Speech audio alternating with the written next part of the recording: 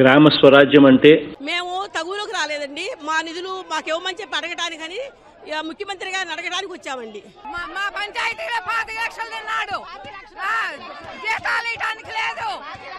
అందరూ మేము కళాకర్త ఊళ్ళో సందాలేసి పోగేసి చేయించుకుంటున్నాం.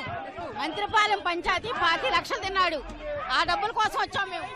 ఈ రాక్షసుడు మా పంచాయతీ డబ్బులను దోచుకొని ఒక దొంగగా లోపలుంటే ఒక ప్రజా ప్రతినిధులుగా మేము రోడ్ల మీద పోలీసుల కాళ్ళ మీద పడి ఈ రోజు వేడుకుంటున్నాం. ఈ దుశ్చర్యకు నిరసనగా, ఈ అహంకార పూరితకు నిరసనగా రాష్ట్ర ప్రభుత్వానికి బుద్ధి చెప్పడానికి రాష్ట్రంలో ఉన్న స్థానిక సంస్థల ప్రజాప్రతినిధులందరూ, సర్పంచులు, ఎంపీటీసీలు, జడ్పీటీసీలు, కౌన్సిలర్లు అందరూ మేము సిద్ధం. గ్రామ స్వరాజ్యం అనే దానికి మీనింగ్ ఇంతకన్నా కరెక్ట్ గా ఏది బహుశా ఉండకపోవచ్చు.